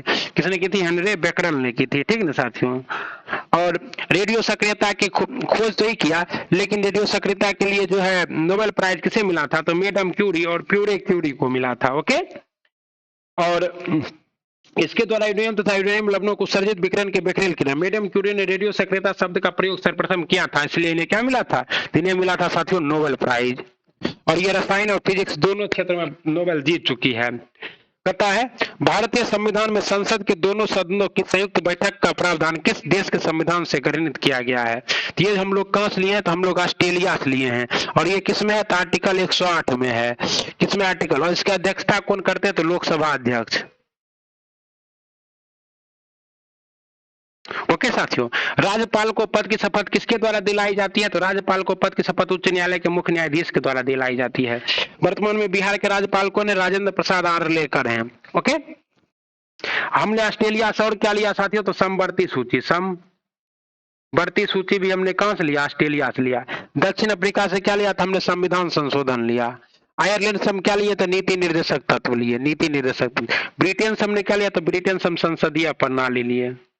ओके साथियों, लेकिन संयुक्त अधिवेशन का प्रावधान हम लोग कहां से ले रहे हैं? तो ऑस्ट्रेलिया से ले रहे हैं। बहुत ही इंपॉर्टेंट सवाल है, मोस्ट इंपॉर्टेंट। हमको लगता है किसी सेट में ये सवाल अभी तक हमें इतना सेट कराए, ये सवाल पहली बार आया है। ओके, भारतीय संविधान के किस संशोधन अधिनियम द्वारा पंचायती राज व्यवस्था को संवैधानिक दर्जा दिया गया? तो 73वां संविधान संशोधन द्वारा पंचायती राज व्यवस्था को संवैधानिक दर्जा दिया गया। और 74वां संविधान संशोधन द्वारा नगर पालिका को, ठीक ना। और ये सब जो कौन बोला था? तमिल सिंधवी समिति ने कहा था कि दे दीजिए संवैधानिक दर्जा, तभी कुछ कर पाएगा। संघ लोक सेवा आयोग की रिपोर्ट संघ लोक सेवा आयोग की रिपोर्ट किसको प्रस्तुत करनी होती है? संघ लोक सेवा आयोग की रिपोर्ट को हमेशा राष्ट्रपति ही क्या करता है? प्रस्तुत करता है। ओके, और संघ लोक सेवा आयोग के अध्यक्ष की नियुक्ति भी राष्ट्रपति करता है। और अभी कौन बने हैं? तभी बने हैं मनोज सोनी। हम तो करंट अफेयर भी रोज कराते हैं आपको, चैनल से जुड़ जाइएगा तो बहुत लाभ होगा आपका। इनमें से किस अधिनियम द्वारा भारत में प्रांतों को स्वायत्ता प्रदान की गई थी? तो प्रांतों को स्वायत्ता जो है भारत सरकार अधिनियम 1935 द्वारा प्रदान की गई थी। किसके द्वारा? भारत सरकार अधिनियम 1935। डैश का मतलब है कि सर्वोच्च न्यायालय मामले और उसमें शामिल कानूनी मुद्दों पर पुनर्विचार करेगा। तो डैश का मतलब है, तो भारत सरकार अधिनियम 1935 वाला करा दिए। ये क्या था? अपीलीय क्षेत्राधिकार का मतलब है कि सर्वोच्च न्यायालय मामले और उसमें शामिल कानूनी मुद्दे पर पुनर्विचार करेगा। ये क्या है? अपीलीय क्षेत्राधिकार। और सर्वोच्च न्यायालय का वर्णन जो है, न्यायिक पुनरावलोकन का अधिकार सर्वोच्च न्यायालय किसमें था? आर्टिकल 137 में है। और राष्ट्रपति को जो है अति देने का सलाहकारी शक्ति किसमें है? आर्टिकल 143 में है। ओके, भारतीय संविधान का अंतिम व्यवस्थापक है, तो भारतीय संविधान का अंतिम व्यवस्थापक है सर्वोच्च न्यायालय। सर्वोच्च न्यायालय के बाद कहीं आप जा ही नहीं सकते हैं। ओके, समाजवादी अर्थव्यवस्था में उत्पादन के सभी कारक किसके स्वामित्व के नियंत्रण में होते हैं? ये राज्य के स्वामित्व के नियंत्रण में होते हैं। और समाजवादी अर्थव्यवस्था के जनक कौन थे? कार्ल मार्क्स थे।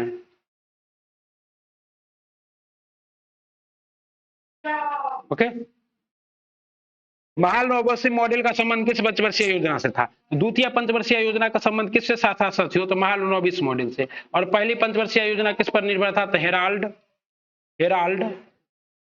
डोमर मॉडल पर था, ठीक ना। और तीसरी पंचवर्षीय योजना जो है ये गॉडगिल मॉडल पर था। जनगणना 2011 के अनुसार भारत में सर्वाधिक ग्रामीण जनसंख्या किस राज्य में है? भारत में सर्वाधिक ग्रामीण जनसंख्या जो है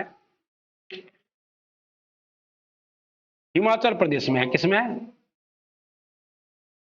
हिमाचल प्रदेश में। और ये यहाँ हिमाचल प्रदेश क्वेश्चन में आंसर में नहीं है, इसलिए आपका क्या होगा? डी होगा। और कितना परसेंट है साथियों? तो 15.24%। हिमाचल प्रदेश में कितना है? 15.24% है। ओके, लेकिन गरीब राज्य आपका बिहार है, और बिहार में ये 15 कितना है साथियों? बिहार में भी ये 15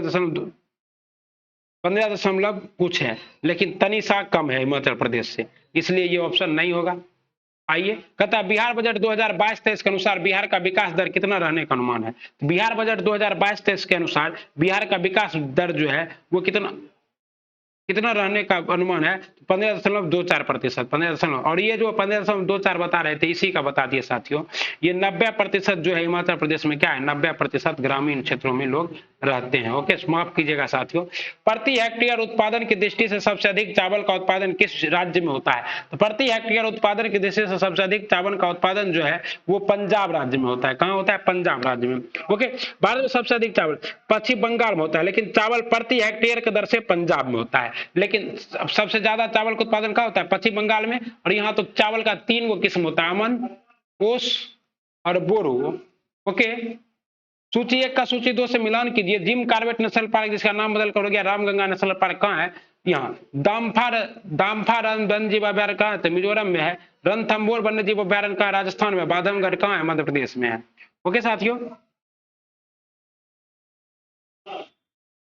इसका सही जवाब आपका क्या होगा? सी होगा, कोई दिक्कत नहीं। भारत में सर्वाधिक वर्षा निम्न में से किस क्षेत्र में होती है? तो भारत में सर्वाधिक वर्षा जो है पश्चिमी घाट, हिमालय क्षेत्र तथा मेघालय में होती है। बिल्कुल सही है, पश्चिमी घाट, हिमालय क्षेत्र तथा मेघालय में। और मेघालय में अगर जगह पूछ दे तो मौसिन राम में। कहा? मौसिन राम में। क्यों होता है? तो इस तरह से आप जानते हैं, यहाँ पर मेघालय है और यहाँ पर गोरो खासी और जैंतिया, गोरो खासी और जैंतिया की वजह से यहाँ टीपनुमा संरचना बन जाता है, टीपनुमा, और इसमें मानसून फंस जाता है और इस वजह से यहाँ क्या होता है, सर्वाधिक वर्षा होता है। Ring of fire, ring of fire से अभिप्राय है तो प्रशांत महासागर में भूकंप एवं ज्वालामुखी प्रभावित क्षेत्र को क्या कहते हैं, रिंग ऑफ। भूमध्य रेखा कितने देशों से होकर गुजरती है, भूमध्य रेखा जो है ये कुल 13 देशों से होकर गुजरती है, और ये 13 देशों के नाम अगर आप लेना चाहते हैं तो आपको नाम भी हम बता सकते हैं, लेकिन थोड़ा लंबा हो जाएगा, ठीक ना। और भूमध्य रेखा किसे कहते हैं, तो ऐसी रेखा जो पृथ्वी के बीचों बीच से गुजरती है उसे भूमध्य रेखा कहते हैं। और ये 13 देश है आपके, इक्वाडोर, कोलंबिया, ब्राजील, ये इक्वाडोर, कोलंबिया, ब्राजील ये कहाँ का है, तो दक्षिण अमेरिकी महादेश का। उसके बाद कौन है आपका, तो उसके बाद है आपका गेबॉन, कांगो, गणराज्य, Uganda, Kenya, Somalia, Maldives, Indonesia, Maldives, Indonesia और किरिबाती और साओ टोमो और प्रिंस शामिल है। यह 3 महाद्वीप अफ्रीका, एशिया एवं दक्षिण अमेरिका और 3 महासागर, अटलांटिक महासागर, प्रशांत महासागर और हिंद महासागर से होकर गुजरती है, पृथ्वी के बीचों बीच वाली, ठीक है। निम्नलिखित जलधाराओं में से कौन सी ठंडी जलधारा है, तो निम्नलिखित में से ठंडी जलधारा कौन है, तो हम्बोल्ट की जलधारा जो है वो ठंडी जलधारा है। इनमें से सभी क्या है, ठंडी जलधारा है। फॉकलैंड की जलधारा भी ठंडी जलधारा है, लेब्राडोर की जलधारा भी ठंडी जलधारा है, और बेंगुला की जलधारा भी ठंडी जलधारा है। ओके, और ठंडी जलधारा जो है ये क्या होता है, ये ध्रुव से विषुवत रेखा की ओर चलती है। कौन सी जलधारा है, ठंडी जलधारा है। ओके साथियों, अंटार्कटिका की धारा है लेब्राडोर धारा, कैनारी धारा, पूर्वी ग्रीनलैंड धारा, बेंगोला धारा, फॉकलैंड धारा, दक्षिणी हिंद महासागर की धारा आदि क्या है, ये सभी ठंडी जल। निम्न में से कौन सा देश कैस्पियन सागर से सीमा नहीं बनाता है, आपको पता है कैस्पियन सागर जो है विश्व का सबसे बड़ा झील है, और इससे जो सीमा 5 देशों की सीमा साझा होती है। कैस्पियन सागर से कितने देश, 5 देश की सीमा साझा होती है। और ये देश कौन है, तो ये देश है आपका अजरबैजान तो है ही, उसके बाद अजरबैजान के बाद तुर्कमेनिस्तान तो है ही, उसके बाद अजरबैजान, तुर्कमेनिस्तान, रूस भी है। ओके, और इराक तो नहीं होगा, आंसर तो पहले इराक होगा, तो 1 2 3 हो गया, अजरबैजान, ईरान, कजाकिस्तान और रूस। और एक देश आपका कौन सा था, तो एक है आपका तुर्कमेनिस्तान। कौन है, तुर्कमेनिस्तान, ये एक देश है। ये सभी देशों से क्या करता है, सीमा साझा नहीं करता है। कौन, कैस्पियन सागर। निम्न में से किस जिले की सीमा रेखा की लंबाई पश्चिम बंगाल में सबसे कम स्पर्श करती है, तो बिहार के किस जिले की सीमा रेखा सबसे कम करती है, तो आपको पता है कि पश्चिम बंगाल से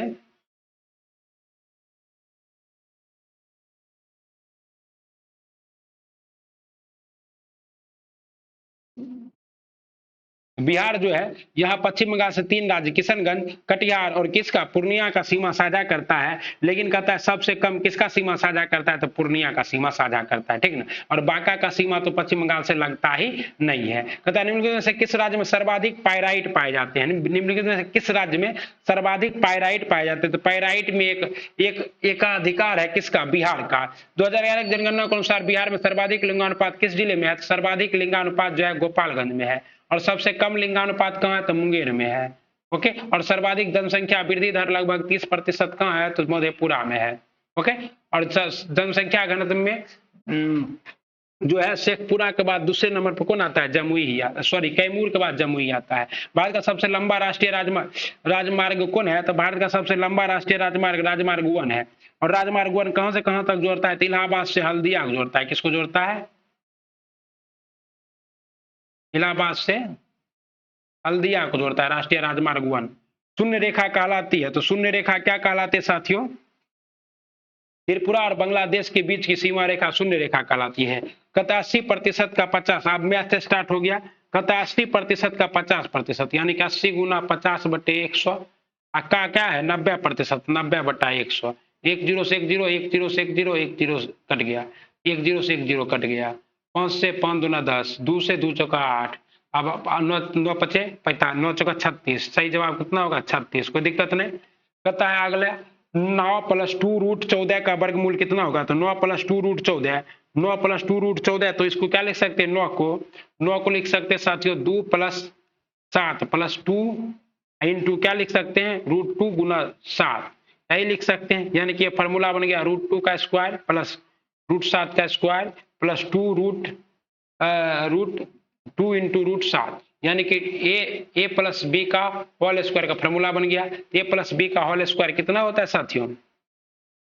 ए प्लस बी का, तब अब क्या होगा? √2 प्लस √7 का स्क्वायर। अब इसका वर्गमूल निकालेंगे तो स्क्वायर वर्गमूल कट जाएगा, √2 प्लस √7 आंसर आ जाएगा। कोई दिक्कत नहीं, मजा में। कहता है एक तैराक धारा के प्रतिकूल 30 किलोमीटर प्रति घंटे के अनुकूल 40 किलोमीटर की दूरी तय करता है। धारा के अनुकूल क्या करता है? 30 किलोमीटर धारा के, एक तैराक धारा के प्रतिकूल 30 किलोमीटर और धारा के अनुकूल 40 किलोमीटर की दूरी तय करता है। प्रत्येक स्थिति में उसे 5 घंटे लगते हैं, धारा की गति ज्ञात करो। तो देखो 5 6 पंचे 30 पंचे 150, गया कितना? 150, आया कितना? 5 चौका 20, 200, यानी कि 1 घंटा में बेचारा जो है 10 किलोमीटर, क्या हुआ? इसका 50 किलोमीटर घट गया, और 50 किलोमीटर जब घट गया तो इसको निकालिएगा, तो कैसे निकालिएगा? इसका चाल निकाल लीजिए, 30/5, 6 पंचे 30, 6 किलोमीटर प्रति घंटा, उसको 40/5 तो 8 किलोमीटर प्रति घंटा, और 6 8 तो यानी कि क्या है कि धारा के दिशा में धारा, तो धारा अनुकूल गति माइनस प्रतिकूल गति कर देंगे, 8 - 6 कर देते हैं, 8 - 6 बट्टे में 2, तो 8 में 6 गया 2, 2 में 6 गया 1, तो यहाँ क्या होगा? 1 किलोमीटर प्रति घंटा हो जाएगा। किसका चाल? 1 किलोमीटर प्रति घंटा हो जाएगा धारा की चाल। ओके साथियों, एक्स और वाई दो अनुपूरक कोण है। अनुपूरक कोण किसे कहते हैं? वैसे दो कोण जिसका योग किसके बराबर हो? 180 डिग्री के बराबर हो। ठीक है ना साथियों? कहता है एक्स अनुपात वाई बराबर 7:8 है, तो वाई माइनस एक्स का मान कितना होगा? तो कोई दिक्कत नहीं है, एक्स अनुपात वाई, तो इसको 7x प्लस 8y मान लेते हैं, और इसको 8 7 कितना हो जाएगा? 15, तो 180/15, तो 15 से कितना बार में कटेगा ही साथियों? 15 से 12 बार में, तो बरसते 84, 12 8 96, बरसते 84, 12 8 96, और 96 माइनस 84 कीजिएगा तो आंसर कितना आएगा? 12 आएगा। कोई दिक्कत नहीं। कहता है मेष में 36 उम्मीदवारों के लिए 7 दिनों का पर्याप्त भोजन है। कितने उम्मीदवारों के लिए? 36 उम्मीदवारों के लिए 7 दिनों का पर्याप्त भोजन है। कोई दिक्कत नहीं है भैया। 6 उम्मीदवार ने 2 दिनों के बाद परिसर छोड़ दिया। 6 उम्मीदवार 2 दिनों के बाद क्या किया? परिसर छोड़ दिया। बचा हुआ भोजन कितने दिनों तक चलेगा? तो 36 के लिए कितने दिनों के लिए साथियों?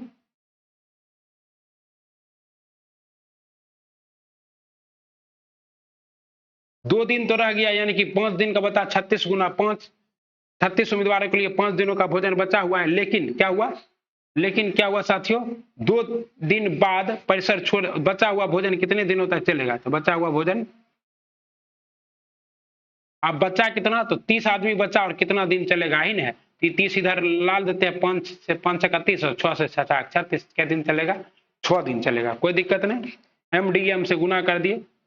कहता है क्लास टेस्ट में 63 के बजाय रवि ने क्या किया? क्लास टेस्ट में 63 की जगह रवि के अंक गलत रूप से 93 दर्ज किए गए। भैया का 63 अंक था, लेकिन लिख दिया 93। ओके, कोई दिक्कत नहीं है। इस गलती की वजह से कक्षा के औसत अंकों में आधे की वृद्धि हो गई। कक्षा के अंकों की वृद्धि संख्या ज्ञात कीजिए। कितना का वृद्धि हुआ? आधा का, लेकिन वृद्धि है कितना? तो 93 माइनस 63, 0 का 0, और यहाँ तो बच गया 30, 30 में आधा, 30 में 0.5 का वृद्धि हो गया, यानी कि क्या है कि 60 गो बच्चा होगा। कितना बच्चा होगा? 60 गो बच्चा होगा, तभी ना 0.5 है बढ़ा, नहीं तो 30 गो रहता तो 30 बढ़ जाता। 80 लीटर के मिश्रण में सिरप और पानी का अनुपात 5:3 है। 80 लीटर का मिश्रण है, 5:3 है भैया। क्या है? 5:3 है। अगर आप 80 लीटर हो और कितना हो? 5:3 हो, तो यानी कि 5 3 8, तो 5 3 8 हो जाएगा। कितना हो जाएगा? 8, तो 8 से काटेंगे 10, 10 बचे 50 है ही, और ये कितना है साथियों? ये है 10 3 30, ये 30 लीटर है। अभी तक कोई दिक्कत नहीं। किस मात्रा में पानी मिलाया जाए ताकि मिश्रण में सिरप और पानी का अनुपात 5:6 हो जाए? 5:6, ये बेचारा तो 50 रहेगा ना, ये 50 रहेगा, 5 का मान 50 है, तो 6 का मान कितना होगा साथियों? 1 का मान है 10, तो 6 का मान 60 लीटर पानी मिला दीजिए। 60 लीटर में 30 लीटर पहले से है, 30 लीटर कितना है? पहले से है। अब बाहर से कितना मिलाइएगा साथियों? तो 30 लीटर न मिलाइएगा, हम भी बेवकूफे हैं। 60 लीटर आया, 60 लीटर मिला दिए, 30 लीटर मिला दीजिए। ओके, कहता है 1050 रुपये पर 2 वर्ष के लिए प्रति वर्ष 10% की दर से वार्षिक चक्रवृद्धि ब्याज का संयोजित ब्याज ज्ञात करें। 1050 है 2 वर्ष के लिए, प्रति 10% की दर से चक्रवृद्धि ब्याज 1050 है। ओके, क्या कर रहा है 10% है। पहला वर्ष का कितना होगा साथियों, अब सेम ही होगा 1050 गुना 10/100, 1 0 से 1 0, 1 0 से 1 0 कट गया, 105 गुना 1, यानी कि पहला साल का कितना होगा 105 और दूसरे साल का भी 105, और ये 105 का 10% निकाल लीजिए गुना 10/100, 10 दिया 100, 10 से 10.5, 105 प्लस 105 कितना हो जाएगा 210, 210 दशमलव में कितना 210 प्लस कितना 10.5, यानी 210 10 कितना हो जाएगा 220.5, 220.50, आंसर निकल गया। इसको हम लोग कहते हैं ट्री मेथड।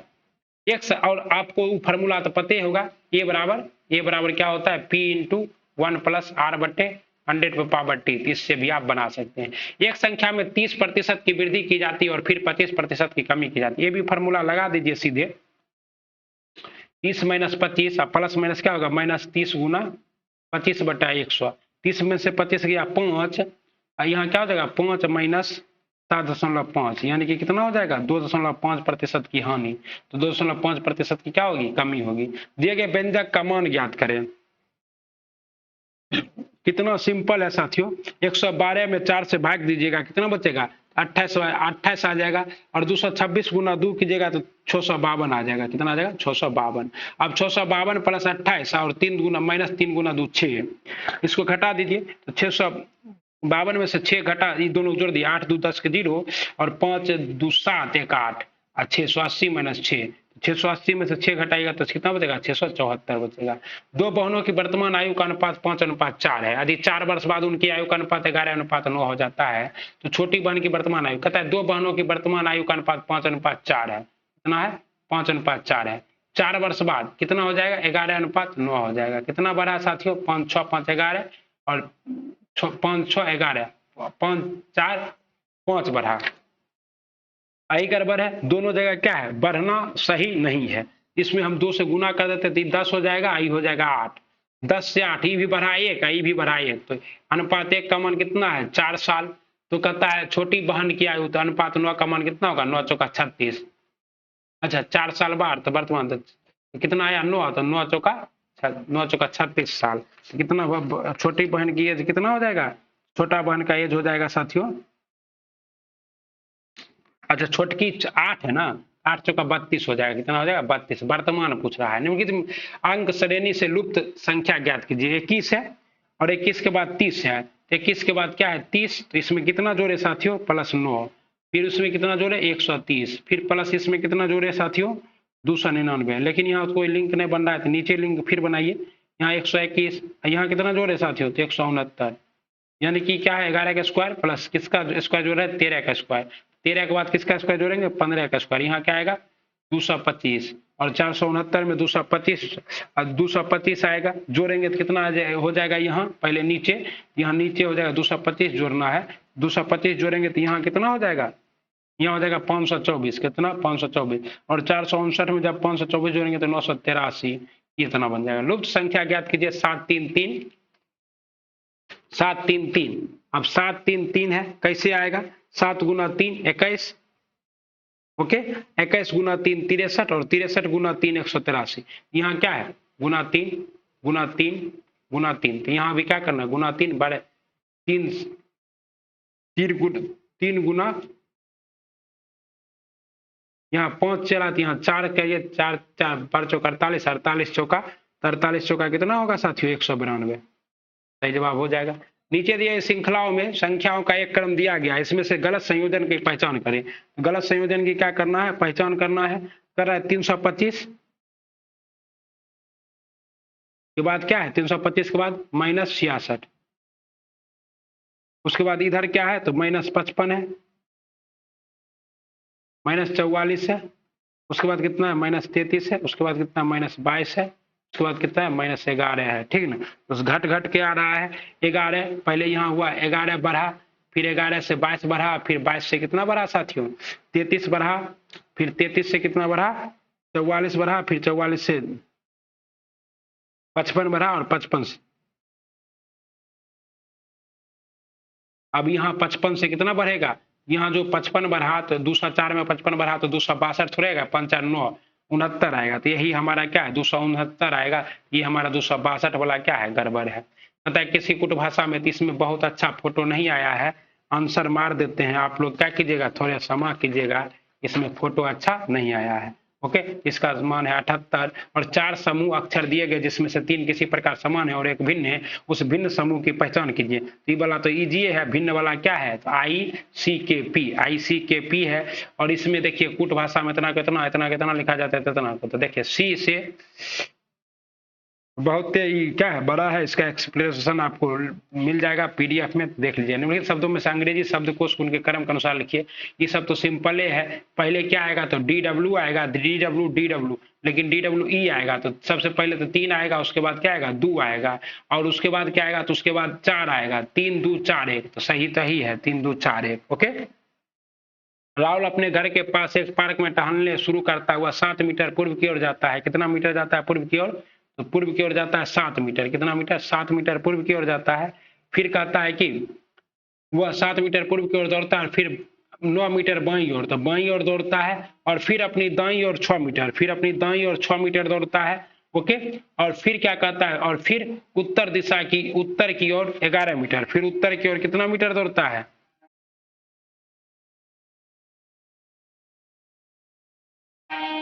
उत्तर की ओर 11 मीटर दौड़ता है, और फिर पश्चिम की ओर 13 मीटर, फिर पश्चिम की ओर 13 मीटर दौड़ता है।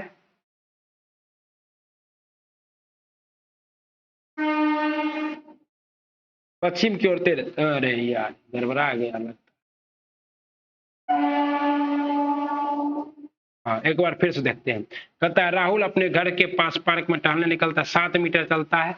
7 मीटर चलने के बाद क्या करता है, अपने 9 मीटर अपनी बाईं ओर चलता है, तो बाईं ओर मतलब ऊपर, 9 मीटर ऊपर चलता है, और फिर कहता है फिर अपनी बाईं ओर, फिर अपनी 9 मीटर के बाद फिर अपनी बाईं ओर कितना मीटर चलता है 6 मीटर। ये कितना चला 7 9 6 मीटर अपनी बाईं ओर चलता है, फिर 11 मीटर कहाँ चलता है, 11 मीटर उत्तर की ओर चलता है, और फिर पश्चिम की ओर कितना मीटर चलता है 13 मीटर चलता है। तो राहुल की मूल बिंदु से दूरी कितनी है, तो 9, यही कितना चला था 11, 9 11 कितना हो गया 20 मीटर की दूरी है। कितना मीटर की दूरी है साथियों, 20 मीटर की दूरी है। उस विकल्प का चयन करें जो तीसरे शब्द से उसी तरह संबंधित है जिस प्रकार पहला शब्द दूसरे से। प्रफुल्लित, उदास, बहादुर का क्या होगा तो कायर, बहादुर का क्या होगा कायर होगा। आइए आज सेट नंबर 3 का जो है डिटेल डिस्कशन आपको करा दिए।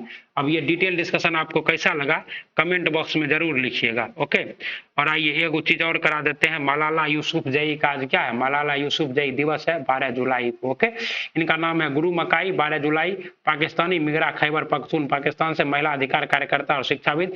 पुरस्कार एवं सम्मान भी इसको मिला है पाकिस्तान सरकार द्वारा, राष्ट्रीय युवा शांति पुरस्कार। 17 साल की उम्र में बाल अधिकार के लिए अपने प्रयासों के लिए नोबेल पुरस्कार जीतने वाली सबसे कम उम्र की महिला, ये सबसे इंपॉर्टेंट है। नोबेल पुरस्कार जीतने वाली सबसे कम उम्र की महिला है मलाला यूसुफजई। मलाला को कनाडा की मानद नागरिकता से भी नवाजा गया है, जिसके साथ वह कनाडा में हाउस ऑफ कॉमन्स को संबोधित करने वाली सबसे कम उम्र की व्यक्ति बन गई है। ओके, उसके बाद आपको पता है कि बिहार पुलिस और बीपीएससी शिक्षक भर्ती के लिए साथियों आपको जो है 16 महाजनपद पूरा डिटेल से कराया गया है। इतना छोटा टॉपिक और 1 नंबर पक्का सीरीज है ये। और जब वीडियो आप पूरा देखिएगा तो क्या कर दीजिएगा, लाइक कर दीजिएगा, शेयर कर दीजिएगा और बेल आइकन को प्रेस कर लीजिएगा, ताकि और विश्व जनसंख्या दिवस कब मनाया जाता है, 11 जुलाई को मनाया जाता है, ये भी बताए थे। और इस बार का थीम और ये ड्यूटेरिया के बुक का और सेट नंबर 4 5 सेट नंबर कितना, सेट नंबर 4 एवं 5 आपको मिल जाएगा कल सुबह। तो इसके लिए आप लोग हमारे चैनल से जुड़ जाइए। और बिहार शिक्षक भर्ती के लिए अगर आपने अभी तक ये सीरीज नहीं देखी आधुनिक बिहार का जहर, देख लीजिए, यहाँ से बहुत सारा क्वेश्चन आएगा। ओके साथियों, मिलते हैं अगले वीडियो में। पढ़ते रहिए, बढ़ते रहिए। और हाँ साथियों, एक बात याद रखिएगा, आपका चैनल जो आपका भाई जो है थैंक्स फॉर वॉचिंग कह रहा है आपको। अगर आप यहाँ तक देख रहे हैं तो बहुत बहुत धन्यवाद। और हमारे गरीब चाचा कह रहे हैं कि please like subscribe and share the channel.